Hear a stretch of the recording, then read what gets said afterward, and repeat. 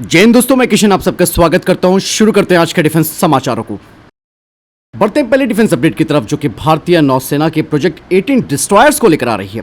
दोस्तों, कुछ रिपोर्ट्स सामने आई हैं जो बताती हैं कि पहले जहां भारत सिर्फ 3 या 4 डिस्ट्रॉयर्स बनाता था, लेकिन अब प्लानिंग ये है कि भारत 10 से 12 सुपर स्टेल्थ जो डिस्ट्रॉयर्स हैं उन्हें बनाएगा, जिसमें कि हर जहाज का वजन 11,000 से 13,000 टन के बीच होगा, यानी कि लगभग एक क्रूजर कैटेगरी का। और इनमें लगे होंगे 144 वर्टिकल लॉन्च सिस्टम सेल, जिनसे दागी जा सकती हैं BrahMos extended range, Kusha air defence missiles और भविष्य के लॉन्ग रेंज क्रूज मिसाइल्स। सबसे बड़ी खासियत दोस्तों इस प्रोजेक्ट की यह है कि इसमें इंटीग्रेटेड इलेक्ट्रिक प्रपल्सन होगा, जिससे कि भविष्य में laser weapons, high power radar और एडवांस इलेक्ट्रॉनिक वॉरफेयर सिस्टम भी इन पे लगाए जा सकते हैं। बताया जा रहा है कि पहले फेज में 4 से 5 जहाज बनाए जाएंगे, जिनकी अनुमानित लागत 70 से 80 हज़ार करोड़ रुपए हो सकती है। और अगर ये योजना पूरी हुई तो 2050 तक प्रोजेक्ट 18 इंडियन नेवी की सबसे ताकतवर सरफेस कॉम्बैट फ्लीट की रीढ़ बन सकता है। वहीं दूसरी तरफ डीआरडीओ अब अंडर वाटर वॉरफेयर में एक बड़ी तैयारी कर रहा है। कुछ रिपोर्ट सामने आई हैं जो बताती हैं कि डीआरडीओ की डीएमएसआरडी लैब ने टॉर्पीडो के प्रपल्सन मोटर के लिए हल्के नैनो कंपोजिट स्ट्रक्चर्स डेवलप किए हैं।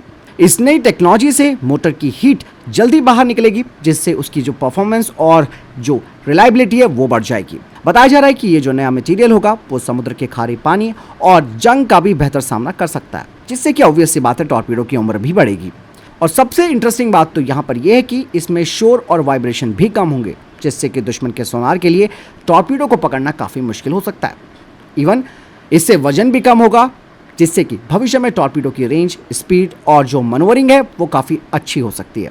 बात साफ हो जाती है दोस्तों, भारत की अंडर वाटर स्ट्राइक क्षमता अब बढ़ने वाली है। चलिए दोस्तों, कावेरी 2.0 को लेकर भी एक बड़ी अपडेट सामने आई है। कावेरी 2.0 इंजन जो है वो अब एक नए दौर में पहुंच गया है, और आप सबको हाल ही में डिफेंस अपडेट्स में भी बताया गया था कि हाल ही में इसका फुल आफ्टर बर्नर टेस्ट सफल रहा, जिसमें कि करीब 80 किलो न्यूटन थ्रस्ट हासिल किया गया। नई टेक्नोलॉजी में सिंगल क्रिस्टल टर्बाइन ब्लेड्स और हाई टेम्परेचर मटेरियल का इस्तेमाल किया गया, जिससे कि ये इंजन अब ज़्यादा पावरफुल और भरोसेमंद बनेगा। बताया जा रहा है कि 2026 से 27 में हाई एल्टीट्यूड टेस्ट इस इंजन के होंगे, और 2028 तक तेजस फ्लाइंग टेस्ट बेड पर इसकी उड़ान की तैयारी है। और अगर सब कुछ टाइम के हिसाब से चला तो 2030 के दशक में तेजस मार्क 1 के GEF404 इंजन की जगह कावेरी 2.0 इंजन लगाया जा सकता है, जिससे कि हमारी विदेशी इंजनों पर निर्भरता कम होगी और तेजस फाइटर जेट और भी ज़्यादा आत्मनिर्भर बनेगा। और इतना ही नहीं, इस टेक्नोलॉजी से भविष्य में हम एमका स्टेल्थ फाइटर जेट के लिए भी मजबूत बेस तैयार कर सकते हैं। और अगर दोस्तों यहाँ पर कावेरी 2.0 को GF404 इंजन के साथ थोड़ा कंपेयर भी किया जाए, तो आप समझ सकते हैं कि जहाँ GF404 इंजन हमारे तेजस मार्क 1 को पावर दे रहा है, और ये लगभग 80 से 85 किलो न्यूटन थ्रस्ट जनरेट करता है, जबकि हमारा कावेरी 2.0 का जो लक्ष्य है वो है 90 से 100 किलो न्यूटन थ्रस्ट जनरेट करना। मतलब F404 से ज़्यादा ताकत हमारी इंजन की होगी। और सबसे बड़ी बात, कावेरी 2.0 को भारतीय मौसम, खासकर कि ज़्यादा गर्म टेम्परेचर में बेहतर परफॉर्मेंस के लिए डिज़ाइन किया जा रहा है। तो दूसरी तरफ GF404 ये दुनिया भर में इस्तेमाल होने वाला एक भरोसेमंद इंजन है, लेकिन इसकी सप्लाई विदेश पर निर्भर करती है। लेकिन दोस्तों, अगर हमारा कावेरी 2.0 सफल हुआ तो भारत को मिलेगा अपना खुद का स्वदेशी फाइटर जेट इंजन, जिससे कि विदेशी निर्भरता हमारी कम हो जाएगी। हालांकि अभी कावेरी 2.0 को उड़ान परीक्षण और कई महत्वपूर्ण ट्रायल्स पूरे करने हैं, फिर भी भारत को अपने कावेरी 2.0 से ज़्यादा उम्मीद है। एक और बड़ी अपडेट सामने आई है। दरअसल कुछ मीडिया रिपोर्ट्स बताती हैं कि भारत अब समुद्र में दुश्मन की पनडुब्बियों को पता लगाने के लिए यूरोड्रोन एंटी सबमरीन वॉरफेयर पर विचार कर रहा है। ये जो यूरोड्रोन ASW है दोस्तों, ये एक एडवांस ड्रोन है जो कि सोनो बॉयज को छोड़ सकता है और हल्के टॉर्पीडो भी लॉन्च कर सकता है। इसका मतलब ये समुद्र के अंदर छिपी दुश्मनों की पनडुब्बियों को खोजने और उन पर हमला करने में मदद करेगा। इवन दोस्तों, ये ड्रोन इंडियन नेवी के जो P8 पोसाइडन और MQ-9 सी गार्डियंस ड्रोन्स हैं उनके साथ मिलकर एक नेटवर्क में काम करेगा, जिससे कि निगरानी पहले से ज़्यादा हमारी मजबूत होगी। दरअसल दोस्तों, इसकी ज़रूरत इसलिए भी बढ़ गई है क्योंकि आप सबको मालूम है कि पाकिस्तान ने 8 हंगोर क्लास की जो पनडुब्बियाँ हैं उन्हें शामिल करना शुरू कर दिया। इवन चाइना के पास काफ़ी बड़ा पनडुब्बियों का बेड़ा है। इसीलिए दोस्तों, भारत अगर यूरोड्रोन ASW को शामिल करता है तो भारत को 24x7 लंबी दूरी की समुद्री निगरानी और दुश्मन की पनडुब्बियों पर तेज नजर रखने के लिए एक नई ताकत मिल जाएगी। वहीं दूसरी तरफ दोस्तों, DRDO अब सैनिकों के लिए नेक्स्ट जनरेशन की स्मार्ट गोलियां डेवलप कर रहा है। और इन स्मार्ट गोलियों को डेवलप करने के लिए कई सारी टेक्नोलॉजीज का इस्तेमाल किया जा रहा है, जिसमें कि पहली टेक्नोलॉजी है पॉलीमर केस्ड एमुनेशन, जिसमें कि पीतल या स्टील की जगह हल्के पॉलीमर केस का इस्तेमाल किया जाएगा। और इसका सबसे बड़ा फायदा ये होगा कि गोली का वजन कम होगा और हमारे सैनिक 30% तक ज़्यादा एमुनेशन अपने साथ ले जा सकते हैं। दूसरी टेक्नोलॉजी है यहाँ पर केस टेलीस्कोपिक एमुनेशन, जिसमें गोली और जो एमुनेशन है एक कॉम्पैक्ट डिजाइन में होंगे। इससे हथियार हमारे छोटे, हल्के और ज़्यादा भरोसेमंद बनेंगे। साथ ही रिकॉयल भी कम होगा और फायरिंग स्पीड भी बढ़ेगी। और अगर हम इस प्रोजेक्ट में सफल हुए तो भविष्य में भारतीय सेना की नई राइफल, कार्बाइन और मशीन गन दुनिया की सबसे मॉडर्न टेक्नोलॉजी से लैस हो सकती है। और आप अंदाज़ा लगा सकते हैं कि अब डीआरडीओ केवल नए हथियार नहीं बना रहा है, बल्कि भविष्य का एमुनेशन भी भारत में बना रहा है, जो कि काफ़ी एडवांस भी है।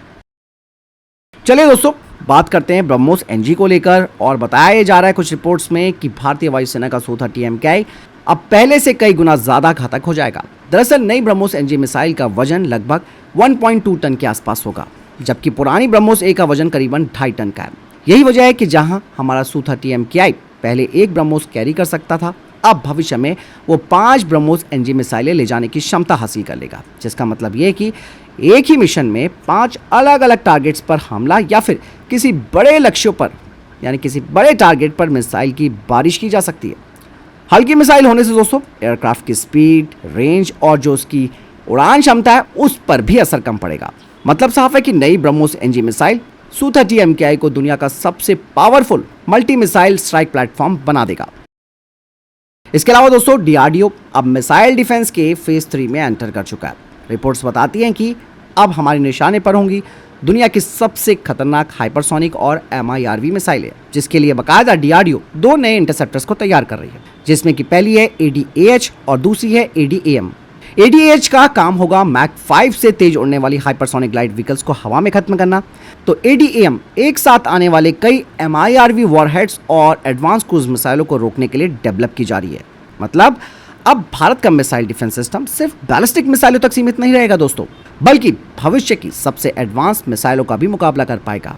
और इस प्रोजेक्ट के तैयार हो जाने के बाद भारत दुनिया के उन चुनिंदा देशों की लिस्ट में शामिल होगा जिनके पास हाइपरसोनिक और MIRV खतरों से निपटने की स्वदेशी क्षमता है। फिलहाल इस बारे में आपकी क्या राय है, कमेंट सेक्शन में लिखकर जरूर बताइएगा। दोस्तों, भारत में आज सैकड़ों स्वदेशी ड्रोन बन रहे हैं और मैं आपको हर बार अपडेट देता रहता हूं कि नए नए ड्रोन्स हमारी डिफेंस स्टार्टअप कंपनियां तैयार कर रही हैं। लेकिन दोस्तों, इसी के साथ एक बड़ी प्रॉब्लम भी सामने आ रही है।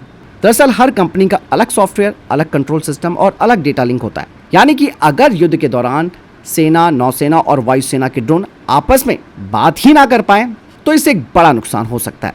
इसीलिए यहाँ पर डिफेंस एक्सपर्ट्स की भी राय सामने आई है। उनका कहना है कि अब सभी भारतीय जो मिलिट्री ड्रोन्स हैं उनके लिए एक कॉमन आर्किटेक्चर और एक कॉमन कम्युनिकेशन स्टैंडर्ड होना चाहिए, ताकि किसी भी कंपनी का ड्रोन हो वो बाकी सभी सिस्टम के साथ आसानी से काम कर सके। इससे swarm attack, real time intelligence sharing और जॉइंट ऑपरेशन काफ़ी ज़्यादा इफेक्टिव हो सकते हैं, जिससे कि आगे भविष्य की जंग में सिर्फ ज़्यादा ड्रोन नहीं बल्कि आपस में जुड़े हुए स्मार्ट ड्रोन ही असली ताकत साबित हो सकते हैं।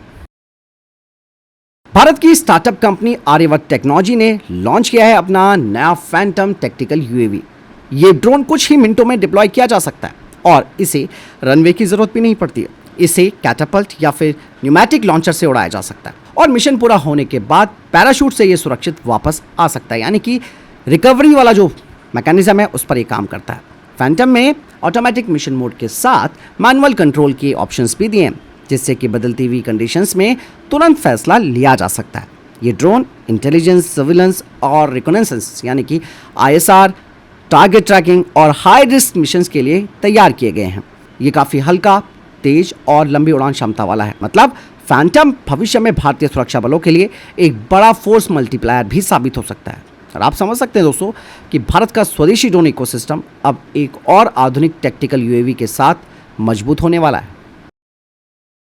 वहीं दोस्तों, पाकिस्तान अब भारत की तरह बड़ी संख्या में फाइटर जेट खरीदने के बजाय चाइना की मदद से एक network based air war system बनाने पर काम कर रहा है। इसमें J-35 stealth fighter jet, KJ-500 अवाक्स, PL-15 लंबी दूरी की मिसाइल और JF-17 ब्लॉक 3 और ड्रोन शामिल होंगे। लेकिन दोस्तों, कहने में ये बात आसान लग रही है, बट इनकी स्ट्रैटेजी पर बहुत बड़े सवाल भी उठते हैं। पहला ये है कि J-35 अभी पूरी तरह ऑपरेशनल नहीं है और इसकी रियल जो युद्ध की क्षमताएं हैं वो साबित नहीं हुई हैं। PL-15E की अगर बात करें तो चाइना ने पाकिस्तान को PL-15 का एक्सपोर्ट वेरिएंट दिया है, इसीलिए इसकी रियल रेंज और क्षमता सीमित हो सकती है और ऑफ सिंदूर में भी आपने देखा ही होगा। और यही दोस्तों इतना बड़ा नेटवर्क सेंट्रिक स्ट्रैटेजी तभी सफल हो सकती है जब सभी सिस्टम युद्ध के दौरान बिना रुकावट के एक साथ काम करें, जो कि इतना आसान नहीं होगा इन पाकिस्तानियों के लिए। तो बोलने वाली बात है कि भारत के रफाल के डर से पाकिस्तान अपनी स्ट्रैटेजी को चेंज कर रहा है। फिलहाल आपको क्या लगता है इस बारे में कमेंट सेक्शन में लिखकर जरूर बताइएगा। तो फिलहाल दोस्तों ये थे अभी तक के टॉप डिफेंस अपडेट्स। वीडियो के संबंध में कोई प्रश्न जवाब या आपका कोई सवाल है कमेंट सेक्शन में लिखकर जरूर पूछेगा। वीडियो को लाइक और शेयर जरूर कीजिएगा। ख्याल रखिएगा अपना। जय हिंद, वंदे मातरम।